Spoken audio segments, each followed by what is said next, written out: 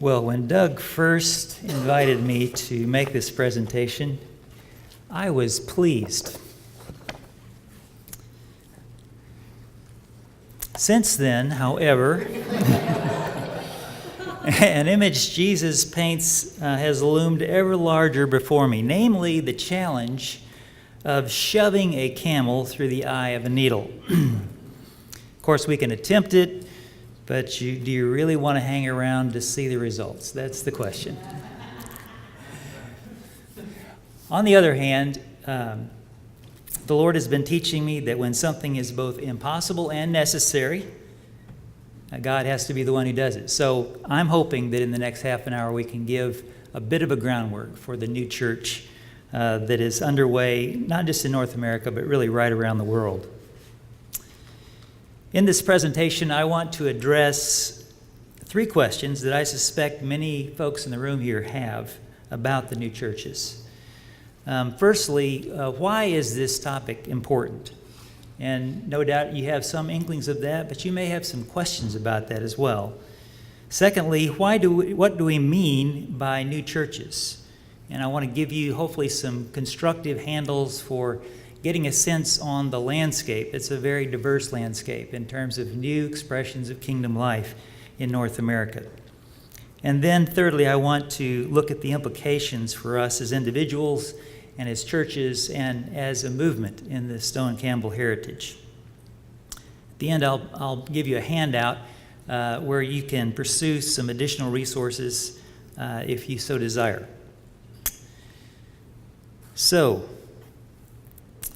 those three questions lead us to why new churches.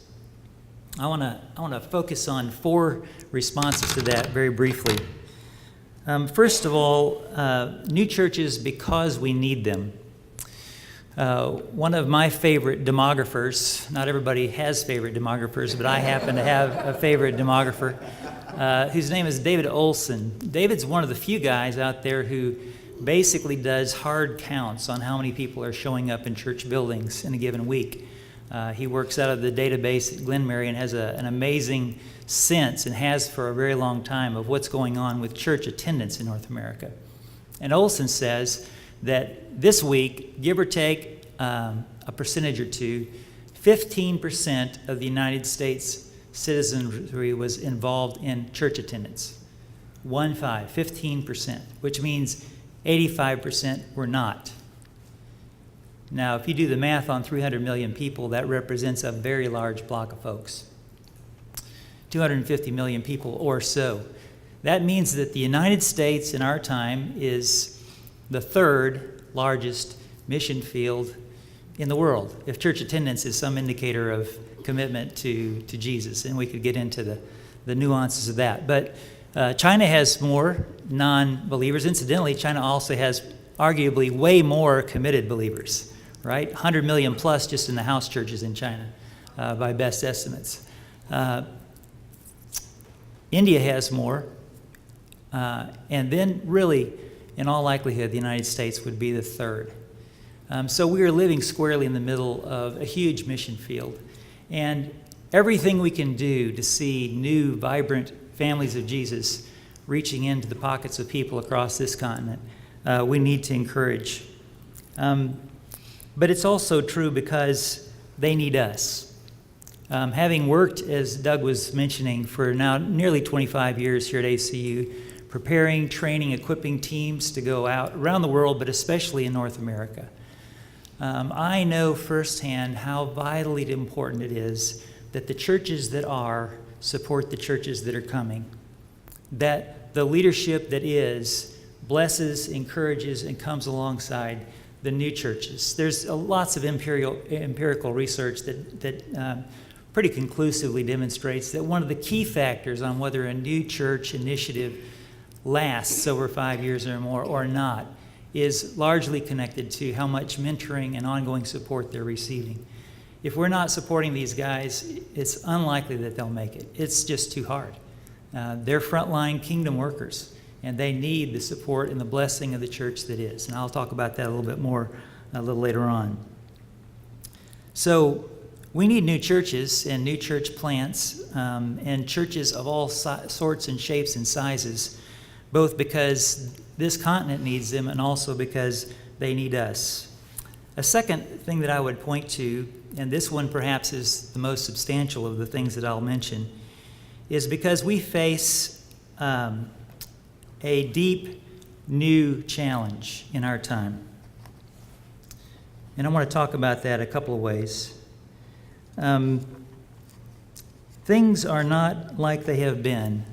The deep change that I'm talking about here is a discontinuous change. It's different than it has ever been before. This change is a new change which requires fundamental foundational adaptation on our part to be able to address it.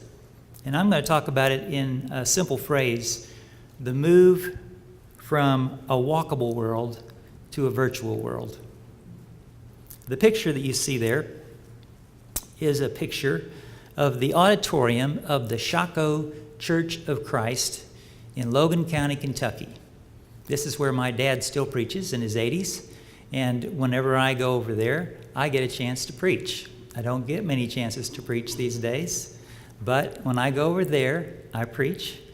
It's a wonderful little gathering of God's people. The Shaco Church of Christ is located, as the crow flies, 1 mile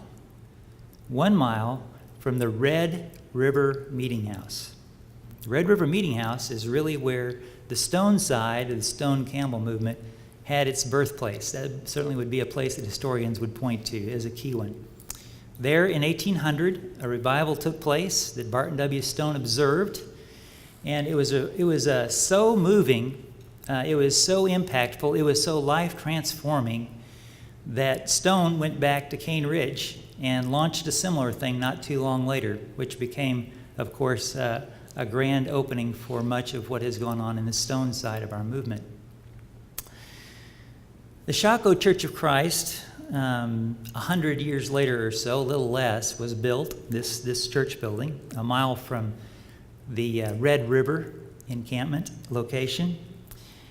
And it was built by wonderful, loving hands. As you can see, there's beautiful, magnificent woodwork across the ceiling. It's a lovely old building. But if I had been preaching there at the turn of the last century in 1900 or 1915 or so, there would have been some things that I would know about the people I was talking to. Number one, I would know for sure that they were living in a walkable world. Now, it might have been the walking of a horse, but for the most part, a walkable world. Well, what's different about a walkable world than the world we live in? A walkable world is a world where you know virtually everyone that you see most of the time. A walkable world is a world where the people you work with, you know well. A walkable world is a world where the people with whom you shop and with whom you play and with whom you do business and with whom you attend church are all known to you. In most cases, and most likely in 1800, for all of your life. These people know you so well. You can assume in a walkable world, to a degree that's simply not true in our time, that community is present, right? That was the case when this church building was built. And that was the case with some slight revisions when the Red River revival took place. But that's not the case today. A virtual world has come along since then. What happened between then and now? Well, along about early on in the 20th century, a fellow by the name of Henry Ford said, "Wouldn't it be wonderful if everybody had their own motor car, their own ability to travel about by the horseless carriage?" And he proceeded to make that available. Suddenly cars became ubiquitous across our culture. Not too many decades later, it occurred to a fellow by the name of Frank Lloyd Wright, you know, our ability to move around as quickly as we do creates a new opportunity for a way to live. Namely, we don't all have to live huddled in the cities when we're urban dwellers. At that time, turn of the century, that was about 10% of the population. We could all move out into let's call it the suburbs, out kind of on the edge of town. We could each have an acre of our own, and wouldn't that be amazing? And so people began to move out of the cities because of their new mobility in the automobile, and they began to live a different way of life, a more private and isolated way of life. About 20 years into the process, Frank Lloyd Wright said, "This was a mistake. We've made a major mistake here. We're changing the fundamental fabric of the culture, and not for good." But it was too late at that point. And so the suburbs continued. Not too long after that, probably about that time, radio and then television began to become available to everyone. When I was a little boy, we didn't have a television in the 1950s, but by the time I got to be a 10-year-old, we got our first black and white television. A lot of our neighbors had one by then. But televisions became ubiquitous, and suddenly the virtual world begins to become not only a possibility, but a significant part of the way that we're giving our attention to things in life, a significant part of the way that our attention is being directed in the course of a day. And then air conditioning became more universal, and we stopped sitting on front porches of an evening and saying howdy to our neighbors. In Texas. In Wisconsin, where I grew up, they did not say howdy, just to be clear. And then an amazing thing came along called the internet, and then the World Wide Web. And then computing became available as a normal part of American life. And then mobile computing. And now wearable computing, right? In a virtual world, relatively few people are deeply embedded in relationships where they are well known. In the course of normal life, relational time is thinly spread across many acquaintances. In a virtual world, one has to be intentional to form and keep deep relationships. One has to be intentional to form and keep deep relationships. On a Sunday gathering in 2014, when I preached at the Shaco Church of Christ, a sit-down meal with the whole family present is the exception. In 1900, virtually everybody had 3 square meals a day with their families. Even if you worked, you went home for lunch. How often do people sit down for a whole meal with undivided attention on one another these days? I can assume mostly not. Of all the 21 meals a week, mostly not, for all the people that I'm talking to. People drive to work, to school, shop, and often attend church among people they don't know. The average American adult male spends 72, this is a recent statistic, 72 hours a week in front of a virtual screen. Think about that. Think about that. So if they spend 30 hours a week at work in front of a virtual screen, then that just leaves 42 hours a week for them to spend in front of a virtual screen away from work. 42 hours a week. If I do my math right, I think that's 6 hours a day. What goes away when I'm spending 6 hours a day in front of a virtual screen, whether it's a television or a computer or a mobile phone, on the list goes? Time for 3 sit-down meals a day, for one thing. Time for playing baseball in the park with my children. Time for demonstrating tender love to my wife. Time for all of the things that go with relationship. In a virtual world, one has to be extraordinarily intentional to form and to maintain deep relationships. This shift profoundly shapes what constitutes good news in our time.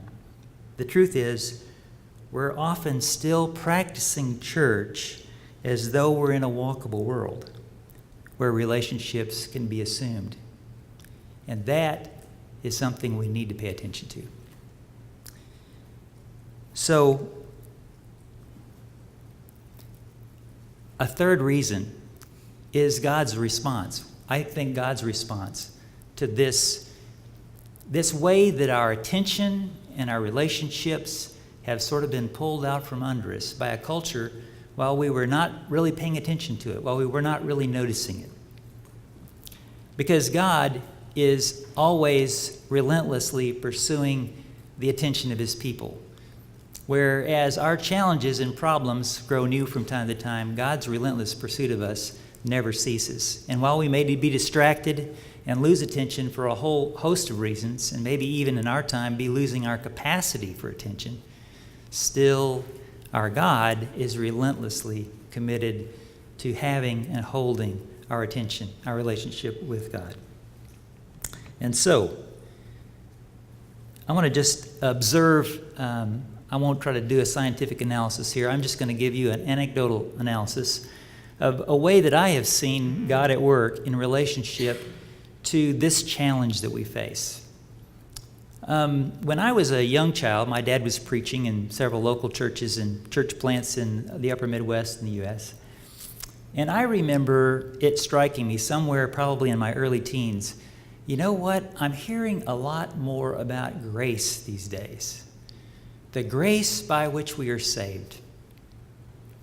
And it was not just my dad. It was my dad and other people that I was familiar with who seemed to be catching on to this notion that we're saved by grace and not by works. This was news to people in Churches of Christ in the 1960s and 70s. Maybe not for other streams in the fellowship, but certainly for us. And I remember the excitement that seemed to be generated around that. People who were preaching grace, people who were saying, we are living in a state of grace. And it was really great news to us. But as that reality began to seep into our bones and began to shape our worldview, it began to dawn on a lot of us that, you know, if we live in a state of grace, then maybe we ought to be experiencing more of God. Maybe we ought to expect to experience more of God than we do. And so there came this movement, and in the branch of the movement that I'm most familiar with, it took a lot of different forms, but worship renewal, a new sense that we are in a state of grace that calls us into an experience of God's grace. We are not only saved by grace, but we're saved in grace. God is still gifting the planet with God's presence. And so worship renewal and a move toward new forms of church that were more open to the experience of God. Dialogical preaching began to emerge, for example, where God could be involved in communication through more than one person at a time. And all sorts of interesting experiences in praise and assembly began to emerge within our fellowship, especially among people who were really taking this notion of grace seriously. And somewhere along the way in that process, a whole nother group of people, or perhaps the same people on the journey, began to say, if it's true that we live in a state of grace and therefore we might expect to experience more of God's grace, why don't we just go for a lifestyle of grace? Why don't we imagine life where we're steadily, 24/7, living in a state of the grace of God that is imparted to each one of us, and where we are calling forth that grace in one another and living closely enough that we can actually be good news, not merely proclaim good news, but live good news as a lifestyle. An ecosystem of grace, a whole way of life where grace is the norm of how we live.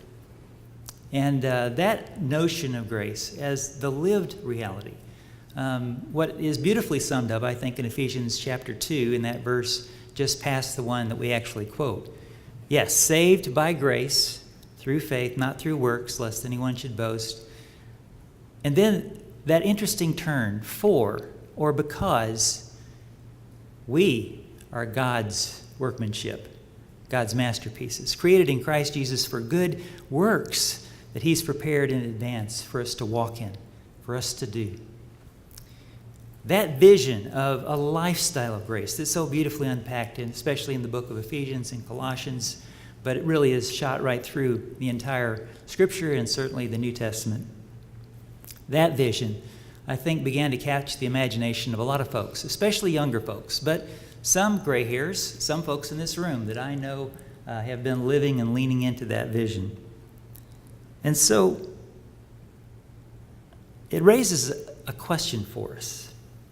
This move of God's re-invitation to us distracted, attention deficit North Americans.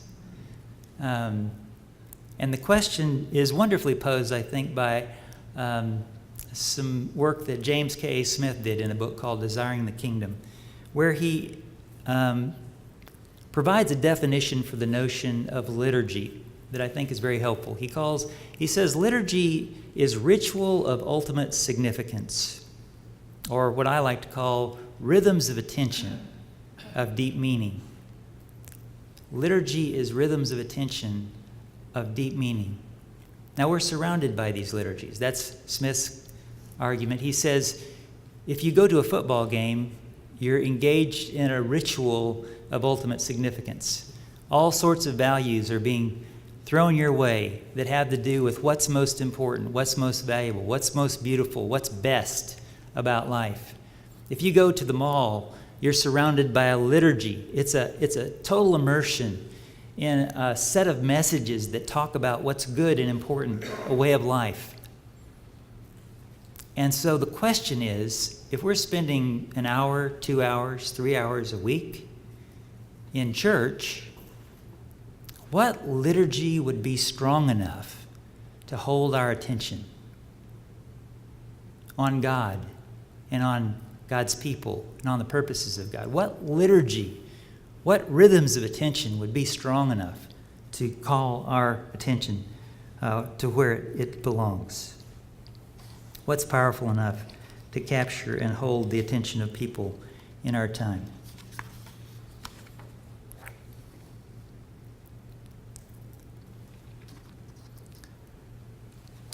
Well, a final reason for new churches. I'm going to come back to that question in a little bit. Why new churches? Because new family churches reach new people. It's always been so. You see in this picture a depiction of a first century family. The earliest church was made up of families, right?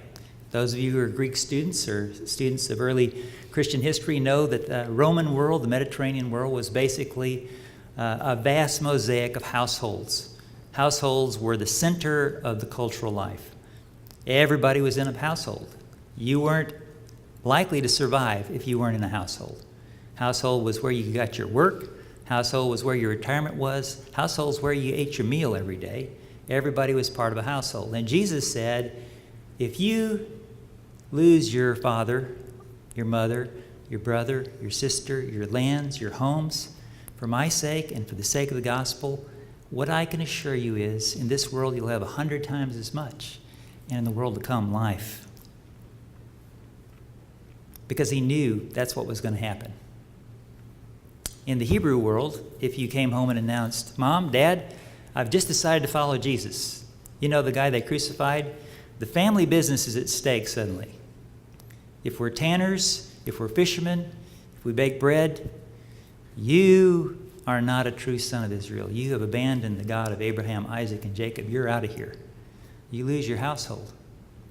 If you're a good Roman family and you say, I've decided to follow that guy that claims to be God out on the Eastern Mediterranean, they'd say, well, you're an atheist. You're a threat to our business. A shame on our family. You're out of here. And that happened routinely. And so Jesus said, what you're going to need is a new family. A new family. A new family, a new kinship with a new father, a new set of brothers and sisters who will be there for you no matter what. And the testimony of the early church is that that's exactly what happened. And people across the Mediterranean world and ultimately saturating the Roman Empire came to follow Jesus because of those new families, those vibrant families of Jesus that represented such great news to the people that watched them. And it's happened right all along down through the ages. Quick history lesson, very quick. Christian Celts, another wonderful example. New families. These guys re-evangelized Europe in the 5th to 8th century or so. The true historians here could get very precise. I'm not going to take time to do that. But these guys from this little corner of the Roman Empire, after the barbarians have swept back across the empire, these guys from this little island called Ireland move up to Iona among the Picts, and then over to Lindisfarne, and then down among the Angles and the Saxons in England. They move down onto the continent, and they do this odd thing. They hop in a little boat, a coracle, and they take along a brickmaker or a stone. It would be a stone mason in those days. They take along someone who's good at gardening. They take along some spiritual leadership, and they ask the local chieftain, would it be okay if we just sort of set up a little settlement at the edge of the village here? We bring all of these skills, and we will serve the people. And often the local chieftain or king would say yes. And so they created a little monasterium. It was surrounded by a little valley, a short ditch, not to keep people out, but to keep wild animals out and to mark off this place is a place of peace. And they went out among the people, and they loved them, and they cared for them, and they prayed for them. They invited them in to share their meals. And people living in darkness, in perpetual terror of fickle gods and marauding tribes, said, looking at my life, looking at their life, that looks better. I want in on that. They did. And Europe was literally re-evangelized. Most of the major cities of many of the major cities of Europe were established through the work of the Celts. Another occasion, Moravians, kind of given credit for being at the heart of the original Protestant mission efforts, went out to the edges of the world. 18th century is the peak of European colonialism, and we're becoming aware of people at the edges of civilization, the American Indians, the Inuits up in Greenland and Labrador, the Caribbean peoples who are far from God. The Moravians go, they live among them. This is a little picture of their settlement, Bethlehem, Pennsylvania. They go, they set up a settlement, and they send out one person for every 8 working folk. So when Bethlehem had about 400 people, they had about 50 full-time missionaries in pairs moving out among the Native Americans, going alongside those people and joining them in their context. And the rest, they were supported by this amazingly committed band of people. Okay, well, that's some reasons why I think this matters. Quickly, what are the new churches? I'm going to try to give you a handle on this rather than try to give you a detailed description of each of the various types of new churches that we see these days. There's a lot of different good names for them. You've probably heard them. The churches that are called simple churches and organic churches and new monastic churches. There's a vast array of descriptions of these folks, but I want to give you kind of a broader picture of that. And the way that I want to get at that is through a study that we did several years ago. We, meaning me, my good friend and colleague, Dr. Monty Lin from the Business College here, and another colleague of ours, Brandon Young, who's an architect and a designer. The three of us did a study, and the study was basically to look at people that are taking these values very, very seriously. This idea of intentional community, this idea of being on purpose with God among a people who need God's good news. And so we went to 11 different communities in the course of about 3 months. And I'll give you a website to look some of this up if you care to follow up on that. But in the course of that study, we had a number of amazing conversations with these folks. And we developed out of that set of conversations, many hours of interviews, a working definition of what an intentional Christian community might be considered based on what we were hearing. And this is the working definition we came up with. An intentional Christian community is a group that practices an uncommon sharing of assets in order to follow Jesus together. It turns out that love is tightly linked with sharing. To love is to give. And these folks take that very, very seriously. They share a lot of stuff. They share assets at a level that's incredible. At the base of that, they've got time and attention to share.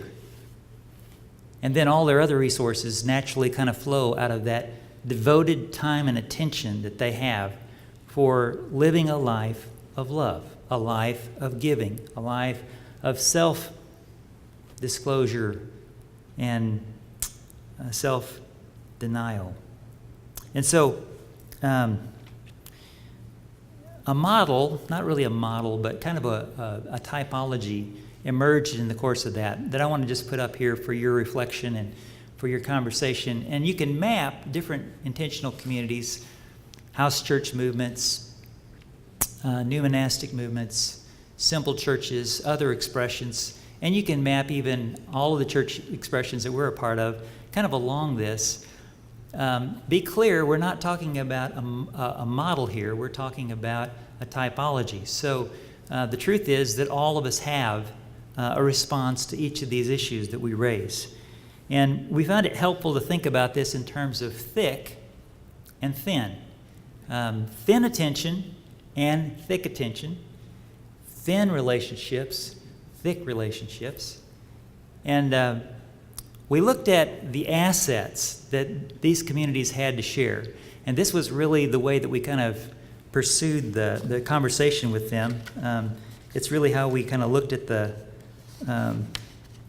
discussions that we had with them along the different parameters that I'm going to discuss here. So the first one is purpose, and the question was just what would you say your community's, your family's purpose is? Now the Celts could answer that, and the Moravians could answer that, any of them, and these folks could answer that. They could say, we are here in this part of San Francisco for these reasons. And they could describe that to us with amazing precision and purposefulness. Many of them would say, we couldn't be here if we weren't doing it this way. We couldn't afford to live in this place if we weren't doing it, sharing at the level that we are. So how would you describe your community's purpose? Place. How does this community's location influence this community? I remember hearing sort of nostalgic language, I love being a part of this fellowship because I know that wherever I go in the world, it will always be the same. And I've been around the world a lot of times, and often it is pretty much the same as it was in the Shaco Church of Christ in central Kentucky. But is that really how the kingdom comes to people? Is it that uniform in terms of practice? Or should our practice reflect the people we're among? Should our practice reflect the cultures in which we're embedded?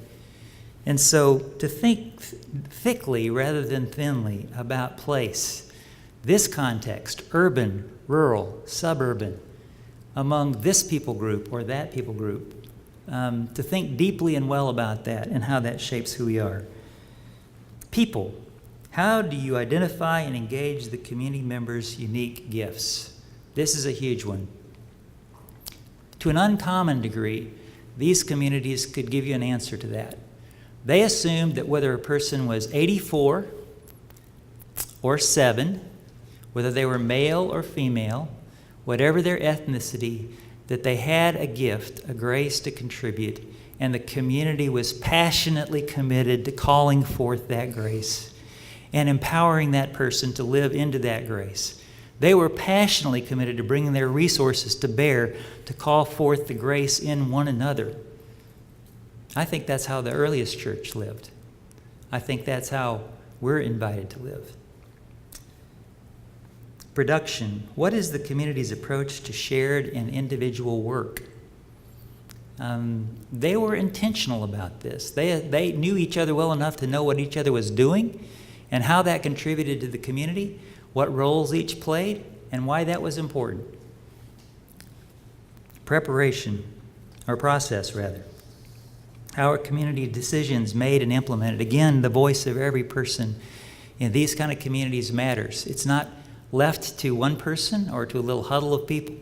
It's a family decision, a new family decision, so everybody has a voice in what decisions get made, and there's accountability for how to live into those decisions as time goes on. There's a governance system in place. Preparation. How do newcomers become community members? This is huge. If you don't come into a new family, all the research, sociological, historical, anecdotal in my own life, tells me if you don't come into a new family, you won't stick. Because Jesus is inviting us into a relationship where who he is calls us forth into who we're meant to be in community. It's in community.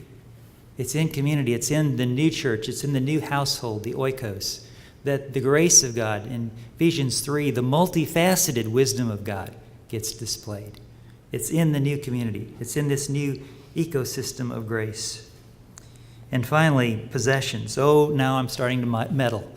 But it was true in the first century, and it's true today, that an intentional community thinks about how we use what we have, whether it's money or cars or houses, lands or fields.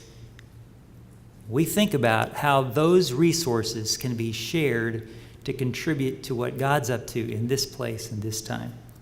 On purpose, intentionally, not accidentally. Okay, I'm going to wrap up here in just a moment, but a few implications. What are they for us?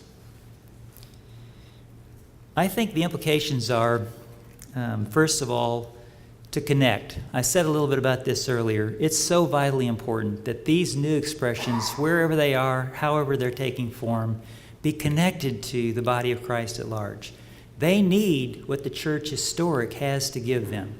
They're in deep trouble if they're off trying to do this stuff on their own. They don't have the wisdom. They don't have the staying power. They don't have what they need because we are a body. And so it's important for us, if we care about this, to connect with these folks as we have opportunity. We need to learn from these guys. They are doing it. They're doing it often at great personal expense. They're learning lessons in their context that have much to say to us who have not maybe thought about these things as intentionally as they have. And so using these folks as resources, and one of my encouraging things is to see how some of the folks with whom we're working are now getting a chance to do consulting work with these existing churches to help them to think about how could we incorporate more of the thickness of this vision for life in the kingdom into our way of life as a congregation. And so take advantage of the resources that are already out there. Lots of lessons have been learned about how to connect with real people in our time among this community. And finally, make it a point to partner. God has given us an amazing legacy in the Stone Campbell heritage. We have been given so many gifts. And it is ours at this season in generations. I look around the room. It's ours, people my age. It is ours to create a community legacy that passes on to the next generations. We have much to give. And I really want to encourage you to think deeply about how you can partner and connect and pass along the resources that God has given you into these new expressions of the kingdom. Well, I think the invitation to the new churches to all of us is attend. Pull out of the virtual world enough to pay attention to what God is up to. Slow down. Go small, because you can't attend widely. Go small and get close. Let love be embodied love, not merely a word. Let it be a way of life, an ecosystem of grace. Thank you for the chance to be with you this morning. Thank you for your careful attention. I look forward to our further conversation as the day unfolds.